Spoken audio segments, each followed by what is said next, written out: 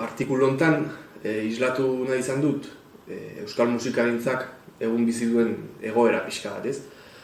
2011an borroka armatuaren etenaren ostean herritarren parte hartze aktiboan ahulezia nabarmen bat ematen da, ez? Profesionalizaziorako, instituzionalizaziorako joera nabarmen bat, eta horrek musikagintzan ere, kulturgintzan eragin zuzen bat dauka, ez?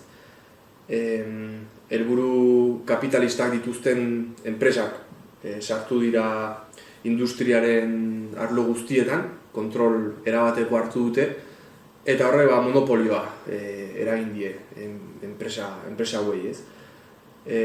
Zakil eta alujanean oinarritzen diren laguntxoen taldeak sortu dira, lobbyak, azken finean, eta haien parte zara, edo bestela ez zara existitzen, ez? Haiek erabakitzen dute zerk izango duen arrakasta, haiek erabakitzen dute nork joko duen non, gaztean zer entzungo den, eta, azken finean, mainstreamaren kontrola erabatekoa da, ez? Enpresa batzuen esku geratzen da, ez?